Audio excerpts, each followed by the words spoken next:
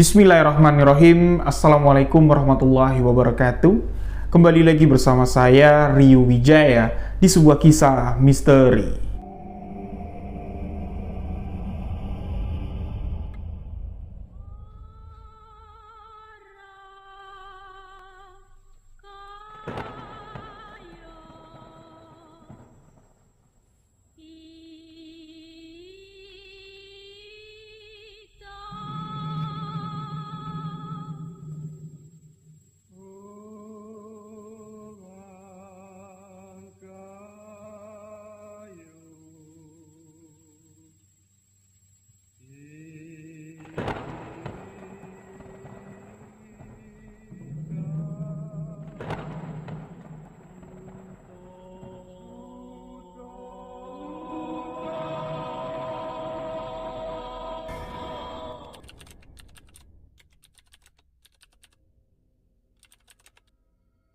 Di video sebuah kisah misteri kali ini kembali sebuah kisah misteri kiriman sahabat kita akan saya ceritakan. Sahabat yang mengirimkan kisah ini bernama Bang Sandi. Beliau ingin menceritakan kejadian yang mengerikan terjadi di kampungnya di sekitaran tahun 2009 yang lalu. Yang mana pada saat itu seluruh warga kampung ini dihebohkan dengan teror pocong. Yang mana sebelum teror pocong itu muncul, ada seorang bidan di kampung Bang Sandi ini meninggal dunia. Bidan tersebut bernama Bidan Nurma. Dan kebetulan rumah Bidan Nurma ini bersebelahan dengan rumah Bang Sandi dan keluarganya. Nah, Bidan Nurma ini buka rumah persalinan, buka tempat praktek di kampung Bang Sandi. Ini sudah sekitar 6 tahun sebelum tahun 2009, sahabat-sahabat. Jadi Bidan Nurma ini bukan asli orang kampung situ, melainkan pendatang, tinggal membeli rumah, dan rumahnya itu ya dibuatlah klinik persalinan. Nah, di awal Bidan Nurma ini buka praktik, ya banyaklah warga desa, warga kampung tempat Bang Sandi tinggal terbantu sekali dengan adanya Bidan Nurma. Urusan hitung-hitungan biaya persalinan dengan Bidan Nurma ini sama sekali tidak ribet, sahabat-sahabat. Jadi biaya persalinan tidak dipatokkan berapa, ya seikhlasnya, semampunya berapa, dan terkadang yaitu digratiskan kalau memang keluarga itu tidak punya biaya untuk persalinan. Tapi ada satu aturan atau persyaratan dari Bidan Nurma ini, yaitu dia tidak mau dipanggil untuk melakukan persalinan di rumah. Jadi kalau mau melahirkan ya di tempatnya dia, dan bali dari si cabang bayi ini harus ditanam di klinik Bidan Nurma. Memang terdengar agak sedikit aneh. Jadi balinya tidak boleh dibawa pulang, itu harus dikubur di klinik Bidan Nurma. Dan proses penguburan itu diatur semua oleh tim dari si Bidan Nurma ini. Nah, warga awalnya sama sekali tidak curiga dengan apa yang menjadi aturan atau syarat dari Bidan Nurma. Yang jelas, dengan adanya Bidan Nurma, warga terbantu sekali dalam prosesi persalinan. Nah, dibalik nama baik, dibalik nama besar Bidan Nurma, ternyata ada sesuatu yang terselubung. Inilah yang menyebabkan kejadian mengerikan yang terjadi di tahun 2009 tersebut. Sebelum saya masuk ke dalam ceritanya, buat sahabat-sahabat yang baru bergabung, baru mendengarkan kisah misteri yang saya ceritakan, boleh klik tombol subscribe, aktifkan notifikasi loncengnya, dan jangan lupa bagikan video sebuah kisah misteri ke akun sosial media sahabat-sahabat semua. Untuk sahabat yang mau konsultasi, bisa hubungi WhatsApp yang ada di bawah ini. Yang mau kirim cerita, boleh kirimkan ceritanya ke alamat email sebuahkisahmisteri@gmail.com, dan jangan lupa follow akun sosial media saya. Inilah kisah teror pocong Bidan Nurma. Di tahun 2009, setelah kematian dari Bidan Nurma, berbulan-bulan di saat malam hari, kampung tempat tinggal Bang Sandi ini layaknya seperti kampung tak berpenghuni. Setelah azan maghrib berkumandang, seluruh warga tidak ada lagi yang melakukan aktivitas di luar rumah. Suasana malam begitu hening.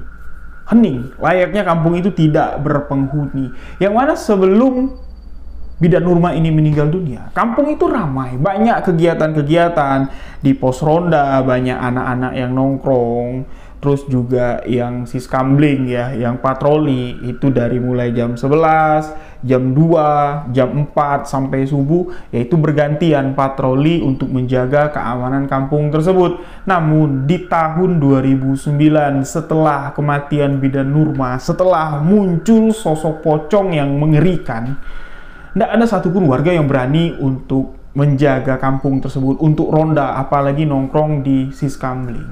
Nah, Bang Sandi yang kebetulan rumahnya bersebelahan dengan Bidan Nurma, keluarga Bang Sandi lah yang pertama kali mengetahui ada praktik terselubung di balik klinik Bidan Nurma. Keluarga Bang Sandi lah yang pertama kali didatangi sosok Bidan Nurma dalam perwujudan pocong yang menakutkan. Sedikit saya akan membawa sahabat semua kilas balik atau mundur dari tahun 2009 ke awal-awal Bidan Nurma menempati kampung tersebut. Bidan Nurma pindah ke kampung tersebut bersama suami dan 2 orang anaknya. Setahun Bidan Nurma menempati rumah yang dibelinya di kampung tersebut. Rumah tersebut bagian depannya disulap menjadi klinik. Nah, di awal-awal Bidan Nurma ini membuka praktik kebidanan atau tempat persalinan, ini tidak ada satupun warga yang mempertanyakan legalitas dari Bidan Nurma ini. Sahabat-sahabat, apakah dia ini betul-betul bidan atau cuman dukun kampung yang berkedok bidan? Tapi fasilitas dari klinik Bidan Nurma ini lengkap sekali, layaknya kayak klinik-klinik yang ada di kota-kota besar. Dan Bidan Nurma pun di sini orangnya ramah. Setiap malam Jumat ini ngundang yasinan, pengajian di rumahnya. Orangnya terlihat alim dan ramah. Nah, masuk tahun kedua, praktek atau klinik Bidan Nurma ini sudah berjalan, sahabat-sahabat. Dan di tahun itulah kedua orang anak dari Bidan Nurma ini nggak kelihatan. Nah, ketika ditanya nih sama warga, sama tetangga-tetangga, Bu Bidan, anak-anaknya kemana? Oh, anak-anak saya sekolah. Ada yang sekolah, ada yang kuliah di luar kota. Namun, di tahun-tahun awal-awal Bidan Nurma tinggal, di saat liburan sekolah, di saat lebaran, anak-anaknya ini tidak pernah kelihatan pulang ke rumah Bidan Nurma. Ya layaknya cuman sekali muncul, pas baru pindah, habis itu tidak muncul-muncul lagi, entah kemana. Nah, warga pun tidak mempertanyakan lagi, karena setiap ditanya katanya kuliah, katanya sekolah di luar kota.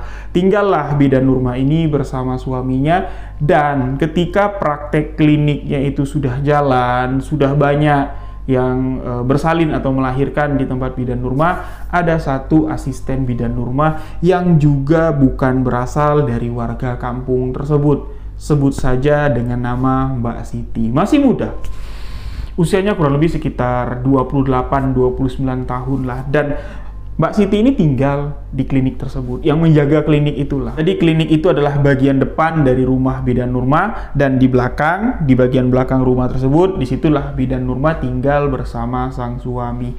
Awal-awalnya nih sahabat-sahabat, ketika ada yang melahirkan di tempat Bidan Nurma, yaitu ya persalinannya atau tata cara persalinannya normal. Ya dibawa ke sana, menunggu persalinan, dan setelah lahir itu ari-arinya ya dibawalah sama keluarga, sama bapak si cabang bayi ini untuk dikuburkan di tempat mereka sendiri. Nah, tapi semakin ramai praktik Bidan Nurma, ini aturannya mulai agak sedikit aneh. Ari-ari itu harus ditanam di klinik, dan memang ada di bagian samping rumah Bidan Nurma yang pas bersebelahan dengan rumah Bang Sandi. Itu ada kayak taman ya, seperti taman kecil, dan di situ ya itu adalah makam ari-ari cabang bayi yang lahir di klinik Bidan Nurma. Jadi aturannya kalau mau melahirkan di sini dengan biaya yang minim, bahkan bisa digratiskan, ya ari-arinya harus dikubur di sini. Nah, warga banyak yang tidak mempertanyakan, ya sudahlah, yang penting proses persalinannya lancar, biayanya pun ya tidak besar-besar, bahkan bisa digratiskan. Berjalanlah praktik Bidan Nurma tanpa ada yang curiga sampai di tahun 2009. Pada saat itu kebetulan mbak atau kakak dari Bang Sandi ini mau melahirkan anak kedua. Yang mana rumah yang mau melahirkan mbak dari Bang Sandi ya, kakak perempuan dari Bang Sandi yang mau melahirkan ini, itu rumahnya ndak serumah sama Bang Sandi. Nah, jadi dari awal-awal kontrol kehamilan, yaitu memang di tempat bidan Nurma. Nah, jadi proses persalinannya pun itu dilakukan di klinik bidan Nurma. Jadi pada satu malam di tahun 2009, kakak dari Bang Sandi ini udah mules, sahabat-sahabat. Nah, dibawalah ke klinik bidan Nurma kurang lebih sekitar jam 9 malam. Langsunglah disambut oleh Mbak Siti, dan Mbak Siti memanggilkan bidan Nurma. Sekali dicek, bidan Nurma mengatakan kalau melihat dari pembukaannya atau prediksi lah dari bidan Nurma, ini melahirkannya kurang lebih lewat lah dari tengah malam, ya kisaran jam 1:30 lah baru melahirkan. Ya udah, tunggu aja. Nah, nanti Siti nih yang mengurus atau mengatur segala sesuatunya. Kalau sudah dekat nanti Siti akan manggil saya. Ya udahlah, kumpul lah nih keluarga dari Bang Sandi. Nah, di malam itu sahabat-sahabat, rumah Bang Sandi kan dekatan, sebelahan nih dengan rumah bidan Nurma.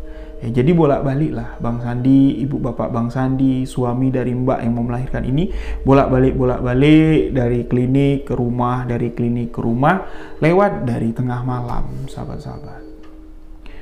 Bang Sandi ini balik nih dari klinik, ya, rebahan dia di kamarnya. Nggak tahu kenapa perutnya mules. Nah, ke belakang lah Bang Sandi, yang mana bagian belakang rumah Bang Sandi, ya ini sejajar dengan bagian belakang rumah dari bidan Nurma.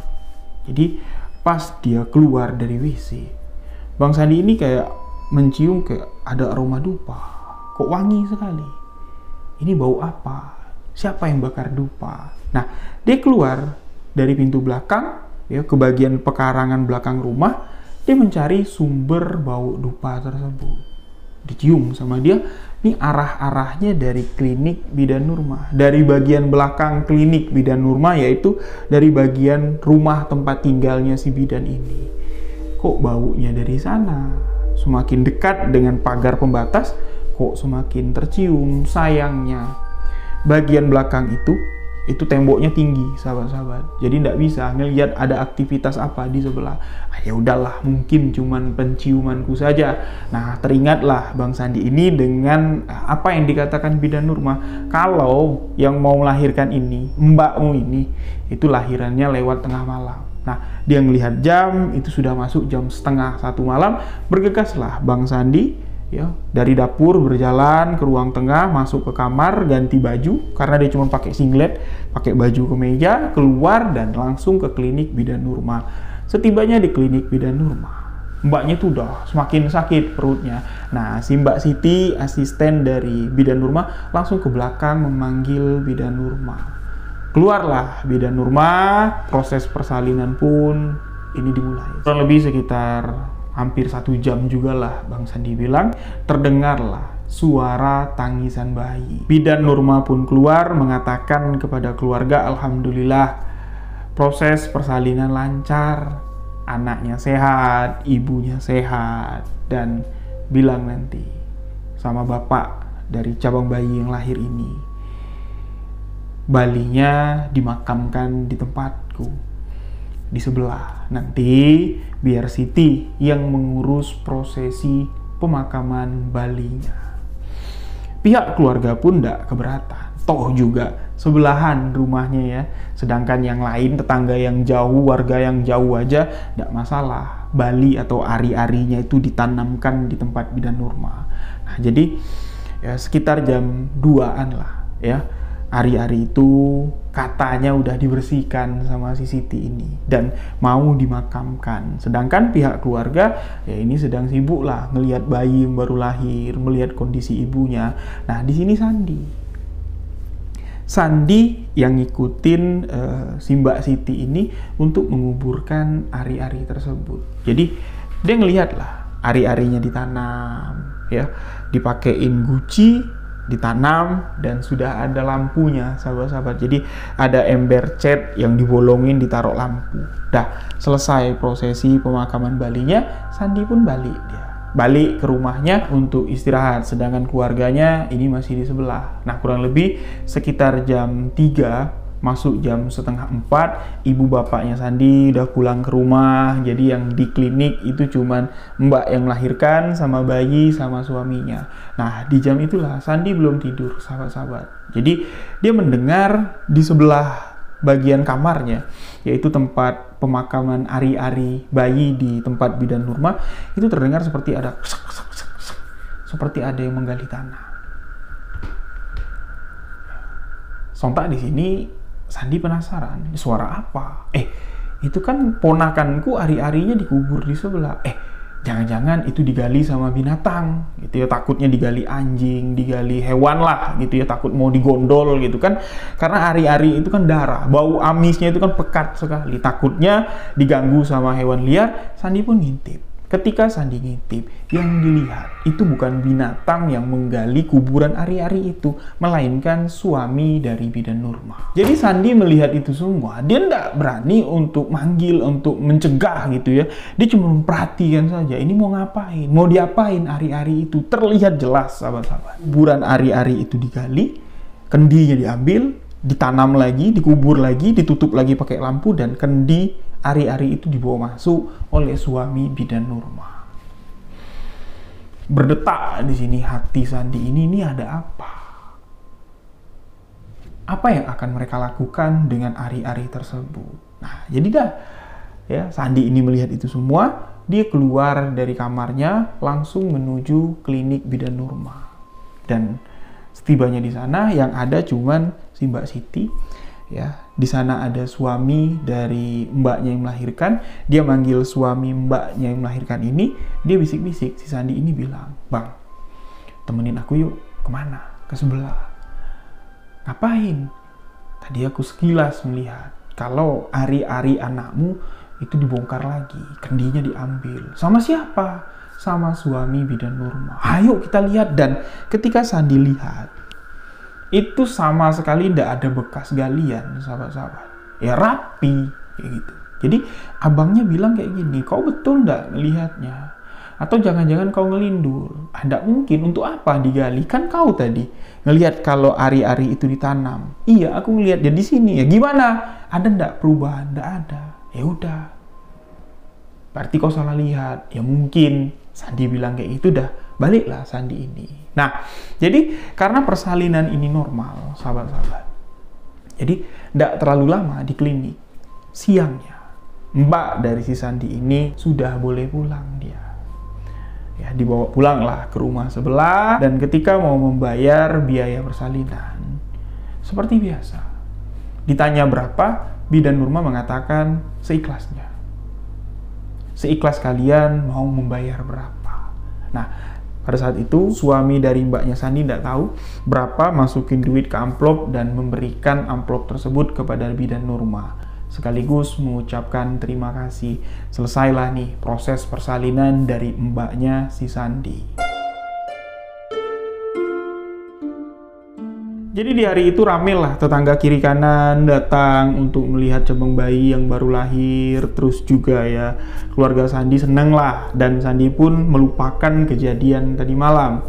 Jadi sehari bayi itu nginap di rumah Sandi, di rumah ibu bapak si mbak ini. Dan hari kedua anak itu dibawa ke rumah mereka yang jaraknya lumayan jauh dari rumah Sandi. Nah, ketika sampai di rumah mbaknya ini, jadi di rumah mbaknya itu ada mertuanya si mbak ini, mbak sama suami sama si jabang bayi sama anaknya yang pertama.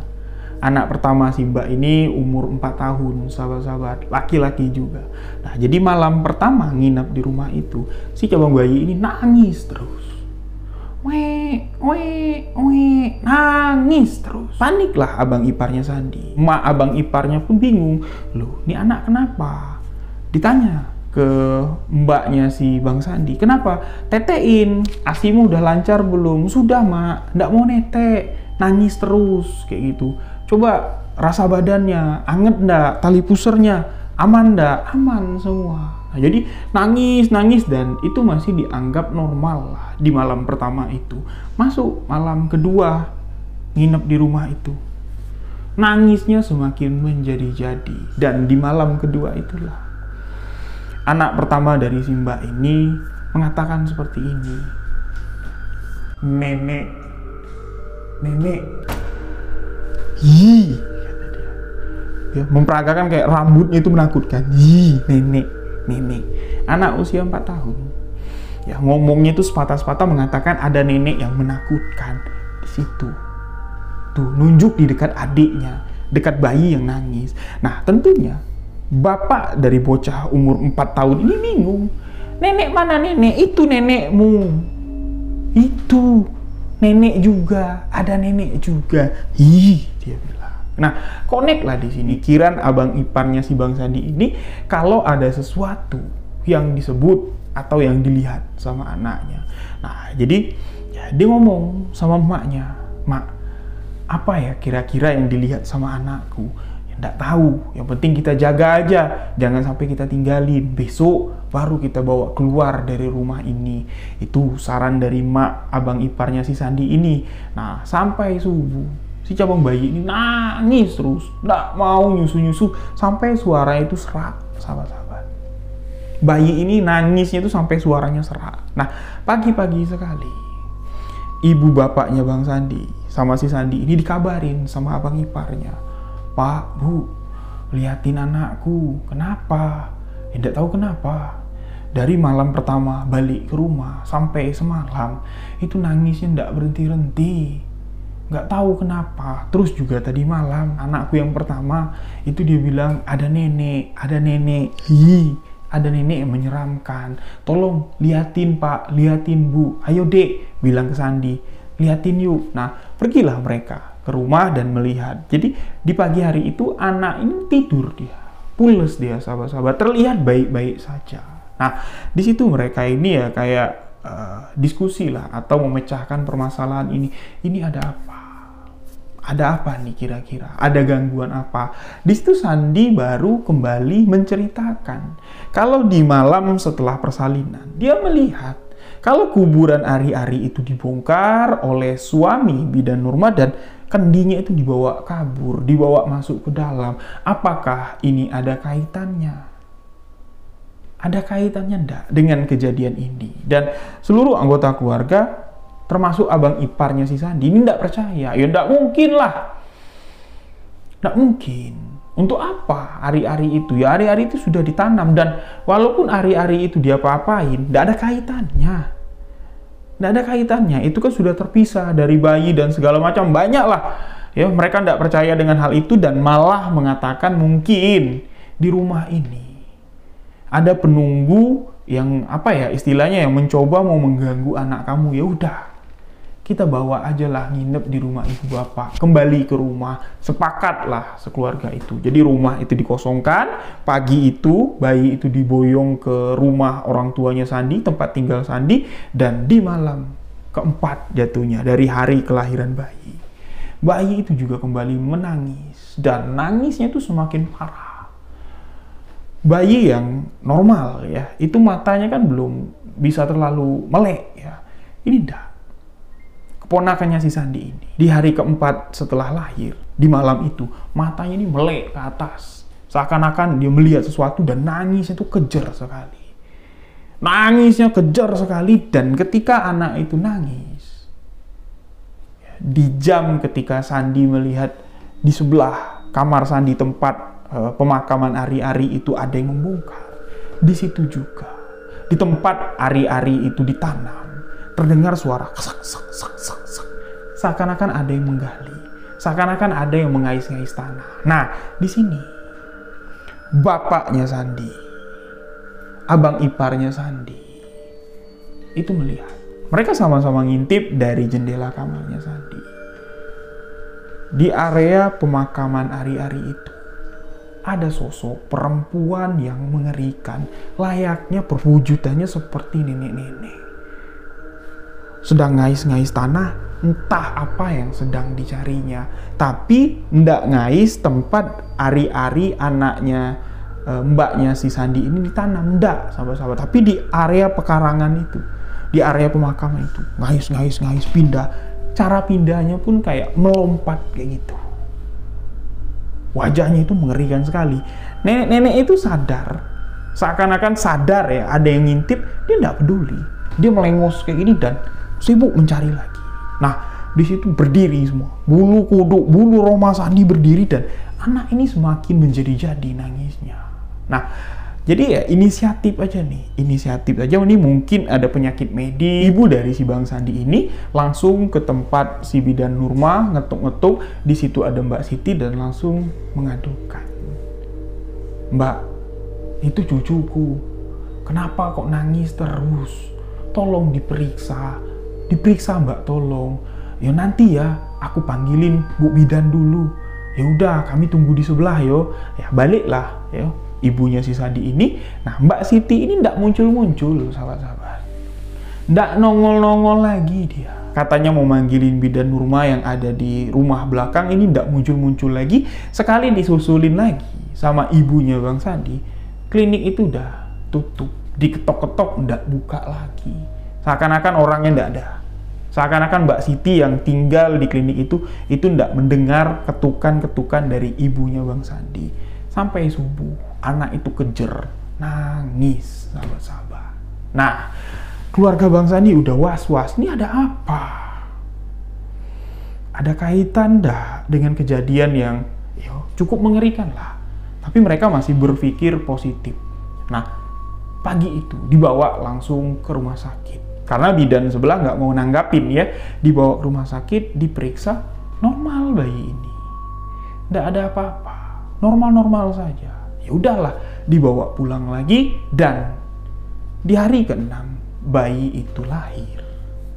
Bayi itu meninggal dunia, sahabat-sahabat. Dan meninggalnya itu kayak aneh. Meninggalnya itu saat dia sedang menangis kejer atau menangis, sedang kuat sekali menangisnya, tiba-tiba suaranya pelan-pelan dan nafasnya udah tidak ada lagi. Tepat di hari ke-6 bayi itu lahir. Pusar-pusarnya ini belum muncul, bayi itu sudah meninggal dunia. Nah, disinilah letak kesalahan dari keluarganya Bang Sandi. Setelah bayi itu meninggal dunia, baru semuanya itu sadar bahwa apa yang mereka lihat, apa yang dilihat pertama Bang Sandi itu ada kaitannya dengan prosesi persalinan dan ari-ari yang dicuri tadi. Tapi mereka mau menuduh, mereka mau menyalahkan Bidan Nurma. Ini kan tidak bisa, tidak ada bukti. Bahkan ketika bayi itu meninggal, Bidan Nurma kayak tidak punya salah, kayak tidak punya dosa sama suaminya, sama Mbak Siti. Mereka ngelihat, ya melayat dan mengucapkan rasa bela sungkawa. Bang Sandi di sini sudah menahan emosi. Rasanya suami dari Bidan Nurma itu udah mau digaplok sama dia, tapi ditahan-tahan terus sama keluarganya karena mereka tidak punya bukti. Dan ya mereka menyimpulkan kalau ini adalah takdir. Berarti Allah lebih sayang dengan bayi ini. Ya, begitu lahir kita cuma dikasih lihat 6 hari, setelah itu diambil lagi sama Yang Maha Kuasa. Tentunya ibu dari si jebang bayi ini stres, sahabat-sahabat. Anak itu selama 6 hari, neteknya itu cuma dikit sekali. Siang dia tidur, malam dia kejer nangis. Nggak tahu apa yang ditangisin sama bayi ini. Nah, setelah kematian dari anak mbaknya Bang Sandi, warga mulai dapat cerita lah dari keluarga Bang Sandi. Dan warga mulai nggak ada yang mau, mulai dari cek kehamilan, cek kandungan, sampai melahirkan di tempat Bidan Nurma. Satu pun nggak ada. Mereka lebih memilih cari bidan yang jauh daripada melahirkan di tempat Bidan Nurma. Karena kejadian seperti ini bukan cuman baru sekali terjadi kepada keponakannya Bang Sandi, tapi sudah sering ternyata terjadi. Bayi yang melahirkan di tempat Bidan Nurma di bawah 40 hari itu rentan sekali terserang penyakit nangis sampai meninggal dunia seperti ini. Bukan 1-2 kejadian lagi, sudah sering ternyata, sahabat-sahabat. Nah, dari kejadian inilah keluarga Bang Sandi yang bersebelahan rumahnya dengan bidan Nurma, mereka sedikit demi sedikit melihat kejanggalan, keanehan yang terjadi setelah tidak ada pasien di tempat bidan Nurma. Sampai di mana? Masih di tahun 2009. Mbak Siti ini sudah tidak dipekerjakan lagi di tempat bidan Nurma. Karena tidak ada lagi yang mau periksa kesehatan, tidak ada lagi yang mau melahirkan di sana. Bidan Nurma pun sudah terlihat jarang di rumah tersebut. Tapi ketika klinik itu kosong di malam hari, rumah bagian belakang bidan Nurma ini ya gelap, tandanya tidak ada orang yang menempati. Bagian klinik depan, bagian rumah belakang itu terdengar seperti ada suara yang siru sekali. Yo, seperti suara klontang-klonteng, suara seperti ada orang yang beraktivitas, dan sesekali terdengar seperti suara ada orang yang sedang melahirkan. Kayak orang sedang ngeden sambil nangis, sambil teriak kayak gitu. Itu jelas sekali terdengar. Nah, kejadian-kejadian seperti ini semakin kerap terjadi, sahabat-sahabat. Bidan Nurma sudah jarang pulang, dan tepat 1,5 bulan setelah kematian keponakan Bang Sandi yang baru berusia 6 hari, bidan Nurma kan udah jarang pulang. Bidan Nurma sudah tidak tahu nih ya kabur-kaburan kemana. Mbak Siti itu sudah lama diberhentikan. Tiba-tiba saja siang hari menjelang sore, ini Mbak Siti datang ke rumah Bang Sandi dengan wajah yang kaku, dengan wajah yang ketakutan kayak gitu. Dan ketika dia lewat di klinik bidan Nurma, itu di jalannya cepat sekali sambil melirik sesekali, langsung masuk ke pekarangan rumah Bang Sandi, langsung ketemu sama ibu bapak Bang Sandi. Bang Sandi ada di rumah dan langsung bercerita dia. Seakan-akan minta maaf. Seakan-akan ingin mengucapkan permintaan maaf, ingin mengakui kesalahan dan ngasih kabar kalau bidan Nurma baru saja meninggal dunia. Bidan Nurma meninggal. Tentunya berita ini menghebohkan seluruh warga.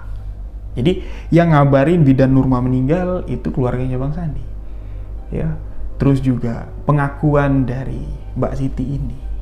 Ya, kenapa pada saat ibunya Bang Sandi minta tolong, minta lihatin nih kenapa cucuku nangis-nangis, itu Mbak Siti mau membantu, mau ngelihatin, karena kan Mbak Siti ini mengerti.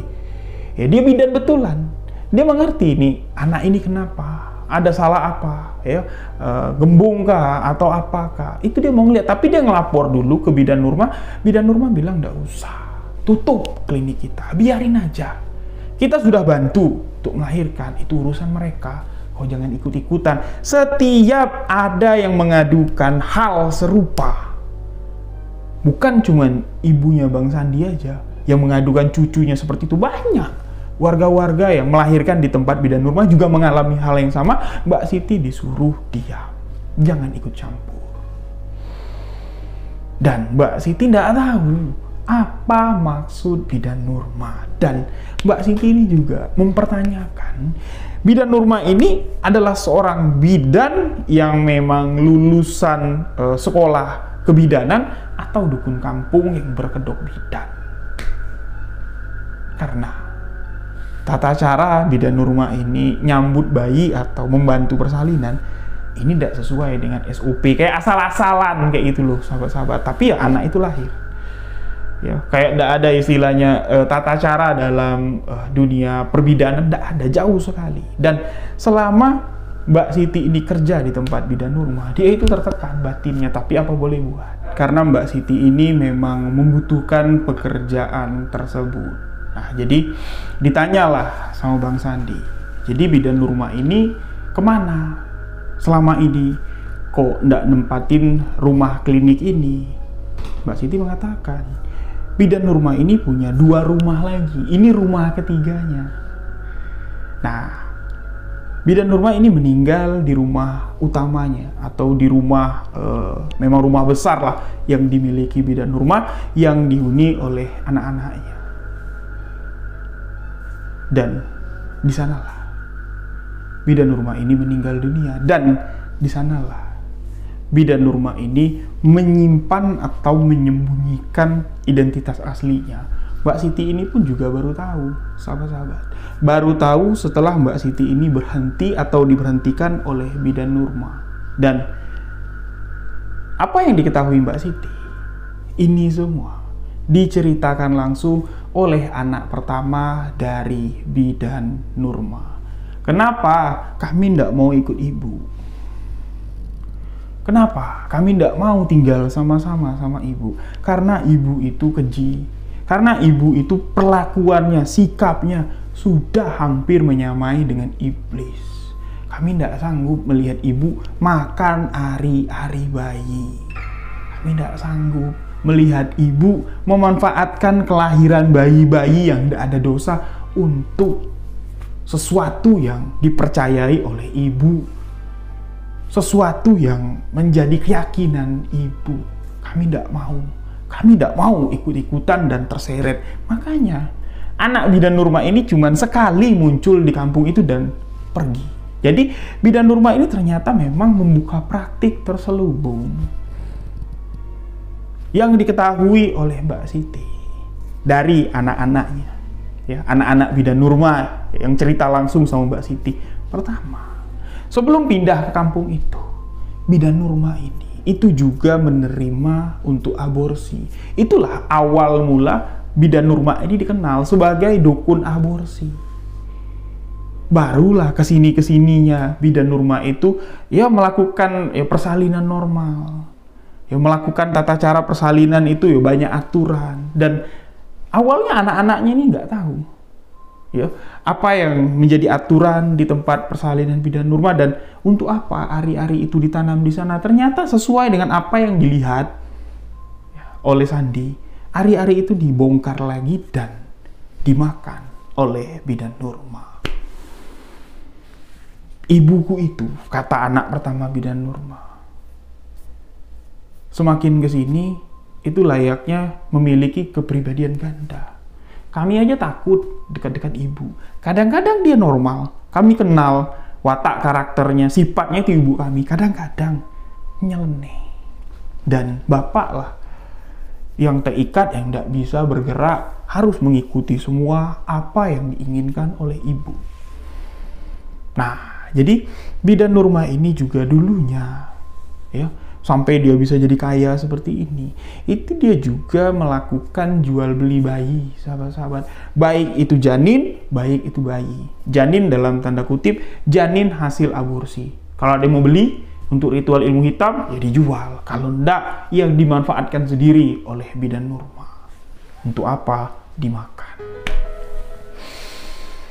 Itu pengakuan dari dua anak Bidan Nurma. Nah, ketika Siti mengetahui itu dia beristighfar dan astagfirullahaladzim. Berarti selama ini yang dicurigai oleh Mbak Siti itu betul.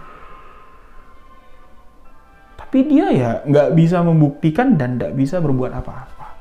Setiap berhadapan dengan Bidan Nurma, dia lemah. Dia mau bicara tapi kayak terbungkam, kayak tertutup, kayak gitu. Nah, jadi Mbak Siti cuma menyampaikan itu, kalau Bidan Nurma sudah meninggal dunia, aku minta maaf sebesar-besarnya, karena pada malam itu tidak bisa membantu. Nah, di sini keluarga Bang Sandi menanyakan kepada Mbak Siti, apakah kau tahu penyebab kematian bayi dari mbakku itu ada kaitannya dengan ritual nyeleneh dari Bidan Nurma? Mbak Siti tidak bisa menjawab. Wallahu alam. Aku tidak tahu. Tapi rasa-rasanya dekat seperti apa yang kalian pikirkan. Mbak Siti pun pergi meninggalkan rumah itu. Nah, ini kan siang menjelang sore. Informasi ini tersebar cepat sekali dan warga marah. Berarti selama ini kita dimanfaatin nih sama Bidan Nurma. Celaka nih. Celaka. Ini kita harus balas dendam. Tapi mereka ini enggak apa ya, istilahnya itu nggak tahu harus kemana, karena kan Mbak Siti ini nggak nyebutin rumah utama dari bidan Nurma itu di mana. Jadi rame lah sore itu yang mengancam, kalau ketemu sama suami bidan Nurma, langsung lah kita arak, kita gebukin, kita mintain pertanggungjawaban kalau perlu. Kalau ada yang tahu nih bidan Nurma itu dimakamkan di mana, kita bongkar kuburannya, mayatnya kita arak, karena bukan 1-2 bayi di kampung ini menjadi korban. Nah, jadi heboh nih, emosi sama bidan Nurma, dan malam pun tiba. Di malam itu, sahabat-sahabat, yang pertama mengalami gangguan itu adalah keluarganya Bang Sandi dan orang-orang yang mengumpat, orang-orang yang mengancam untuk menuntut balas kepada bidan Nurma. Malam itu sekitar jam 11 malam, bau wangi itu tercium masuk ke dalam rumah keluarga Bang Sandi. Wangi sekali. Yang tidur semuanya kebangun, termasuk Bang Sandi. Bangun, buka mata, bulu roma ini udah merinding. Dari rumah klinik bidan Nurma itu terdengar seperti ada rintihan seorang perempuan yang tengah melahirkan.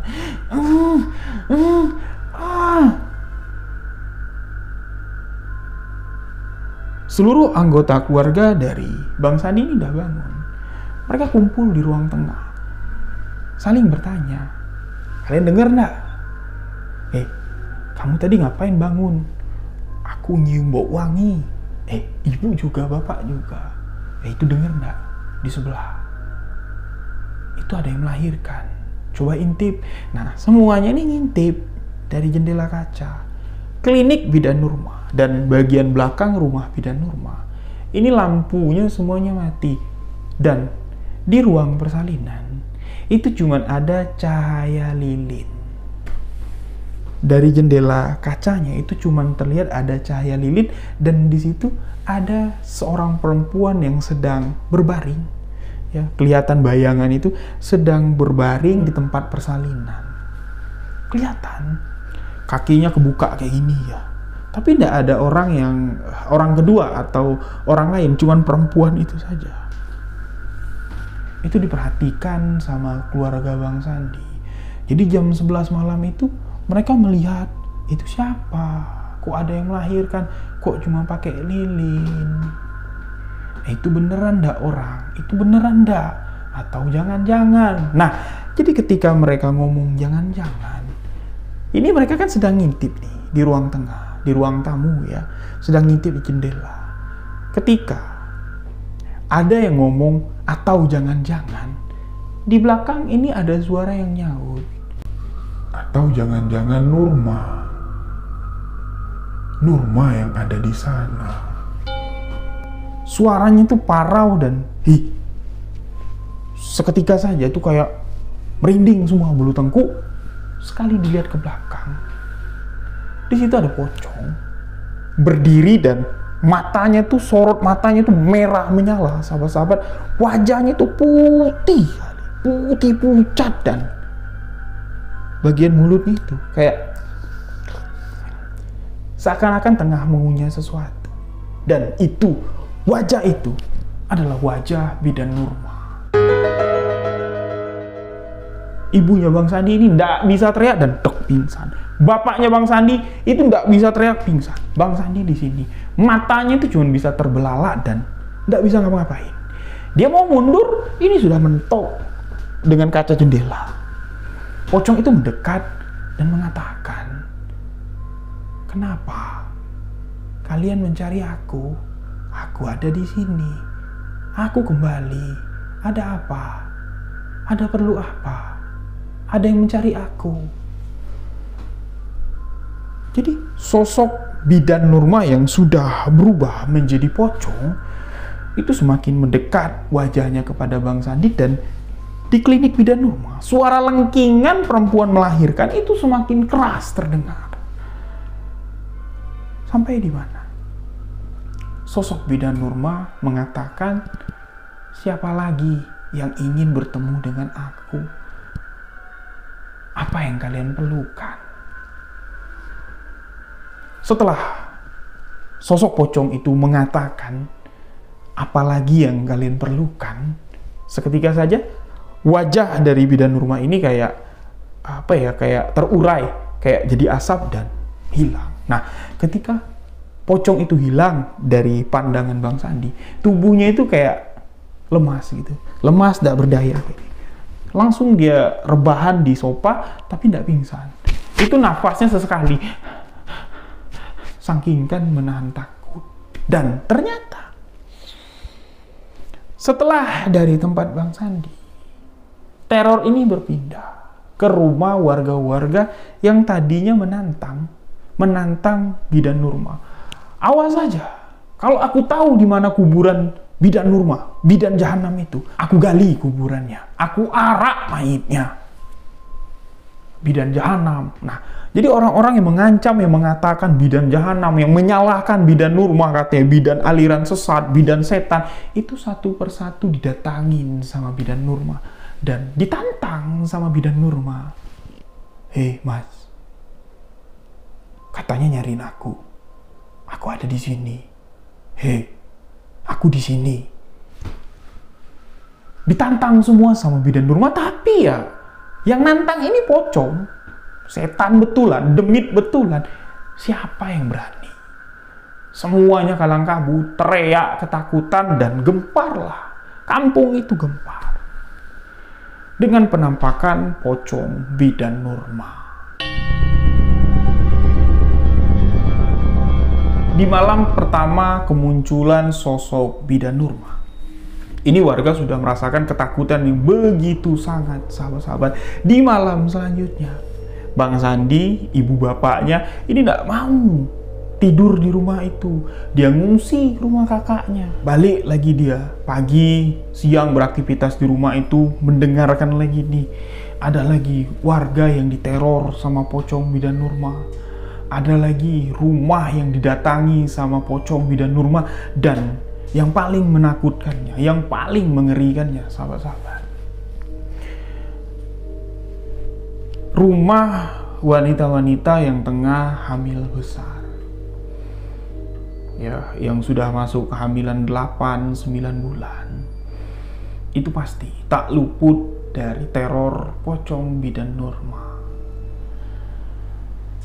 Ibu nan tengah hamil ini pastilah dibangunin sama bidan Nurma di tengah malam. Ditanya sama bidan Nurma, "Duk, hei, mau lahiran, itu anakmu sebentar lagi lahir. Nanti hari-harinya untukku ya. Hari-harinya tinggalin untuk aku. Aku nunggu hari-harinya. Sebentar lagi tunduk, anakmu lahir. Hari-harinya untukku." Sosok itu muncul tiba-tiba di atas kepala ibu yang hamil ini. Siapa yang tidak teriak ketakutan?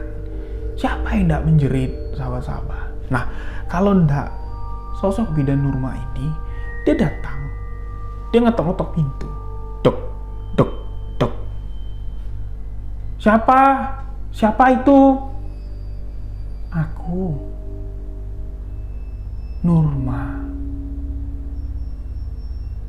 Ngapain? Hoi setan, ngapain kamu kesini? Aku mau jemput yang mau lahiran. Yuk, aku bantu. Aku bantu persalinanmu. Tapi ari-ari janinmu upahnya.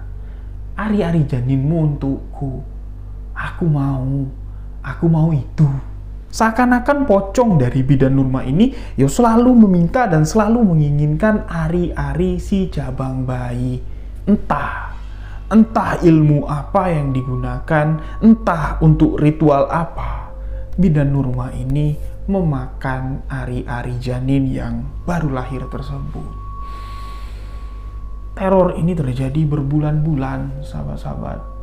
Bukan 40 hari. 40 hari terornya masih hangat, sahabat-sahabat. Berbulan-bulan teror ini terjadi. Sampai di mana ada satu kejadian yang tak kalah mengerikannya. Dari kejadian teror pocong bidan Nurma ini. Jadi kondisi kampung ini sudah agak sedikit kondusif lah, ya. ibu bapak serta Bang Sandi ini sudah berani malam-malam tinggal di rumah yang bersebelahan dengan klinik si bidan Nurma ini.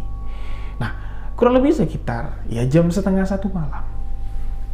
Itu ada sepeda motor, rame sepeda motor, ada 3 atau 4 sepeda motor parkir di depan klinik bidan Nurma. Nah, jadi mereka ini bawa ibu-ibu yang mau melahirkan. Itu masuk, pintu depan klinik bidan Nurma itu terbuka. Nggak tahu siapa yang buka. Dan orang-orang yang mengantarkan ibu-ibu hamil ini kayak matanya itu disirap. Klinik bidan Nurma itu lampunya mati, tapi mereka masuk. Ramai seakan-akan klinik itu ya lampunya menyala. Klinik itu sedang beroperasional, sedang buka. Nah, itu Sandi melihat itu apa? Siapa? Loh, kok orang rame-rame? Ada apa? Sandi keluar, Bapak Sandi keluar. Nah, Bapak Sandi dan Sandilah yang menegur orang itu, baru orang itu tertegun dan bingung. Loh, kok gelap? Nah, ibu-ibu yang mau melahirkan ini, sahabat-sahabat, itu sudah di ruang persalinan. Dan pengakuan ibu-ibu yang mau melahirkan ini, katanya ruang persalinannya itu bagus. Dia dibantu oleh seorang perempuan tua. Rambutnya itu udah putih semua. Yo, usianya ya udah hampir 60-an lah. Dan ketika bapaknya Bang Sandi masuk, yo, menegur atau menyadarkan orang-orang yang kayak matanya kesirep ini, barulah ibu-ibu yang mau melahirkan ini teriak, tolong, tolong, tolong, tolong, setan, setan. Nenek-nenek yang ada di dekatnya, yang nyuruh ngedendo, ngedendo, itu berubah menjadi perwujudan yang menakutkan. Nah, dalam keadaan gelap gulita itulah orang-orang ini masuk, nyelamatin ibu-ibu di ruang persalinan ini, dan ketika keluar dari klinik itu, bapaknya Bang Sandi ini bertanya, kalian ini dari mana? Kalian ini siapa? Kok masuk ke klinik yang sudah lama ndak beroperasi? Kalian tahu ndak? Klinik ini sudah tutup, yang punyanya sudah mati. Hah? Masa iyo? Tadi kami masuk ke sini, kami lihat ini buka, bersih, lampunya menyala, dan kami disambut oleh bidan. Itu cuma penglihatan kalian. Kalian tahu ndak? Yang punya klinik ini sudah mati dan gentayangan jadi pocong. Nah, mendengar itu pucat semua. Ibu-ibu yang mau melahirkan ini pun ya kayak ketakutan, badannya udah gemetaran. Dan dia mengatakan, yang kulihat tadi, perwujudannya lebih mengerikan dari pocong. Nah, jadi ya dibawalah ke rumah bapaknya Bang Sandi, ya dikasih minum. Ibu-ibu yang mau melahirkan ini tadi ya udah makin parah dan disarankan bawalah ke tempat lain, ke klinik lain di kampung sebelah ada bidan, bawa ke sana. Nah, jadi ada satu motor, ya sepasang suami istri lah, ya, yang tinggal di sana untuk ya ditanyalah sama bapaknya Bang Sandi, ini kejadiannya seperti apa? Kalian ini dari mana? Nah, diceritakan. Kami tadi mau ke rumah sakit. Tujuannya memang sudah ke rumah sakit. Bawa yang mau melahirkan ini pakai motor, bonceng 3 yang melahirkan di tengah-tengah, di belakang lakinya yang bawa motor itu adiknya. Nah, di tengah jalan kami tuh dicegat sama perempuan, pakaian itu kayak pakaian bidan. Ditanya, kalian ngapain bawa ibu-ibu mau melahirkan malam-malam kayak gini pakai motor? Mau kemana? Ke rumah sakit. Udah nggak keburu lagi, yuk ke klinikku saja. Ya diantarkan kami ke sini. Yuk kami manut, ngikut. Nggak tahu kami kalau klinik ini sudah tutup. Dan orang yang dilihat, yang menyarankan atau mengantarkan klinik ini, bentuknya, perwujudannya persis seperti Mbak Siti, asisten bidan Nurma di klinik tersebut. Dan ketika bapaknya Bang Sandi masuk ke dalam klinik untuk menyadarkan orang-orang yang masuk ke sana, yang istrinya mau melahirkan ini, di situ tidak kelihatan ada Mbak Siti.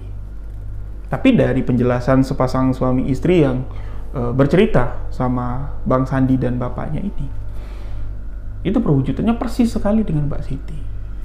Di sini timbul pertanyaan dari Bang Sandi, apakah Mbak Siti ini ada kaitannya dengan apa yang sudah terjadi dan apa yang telah dilakukan oleh bidan Nurma?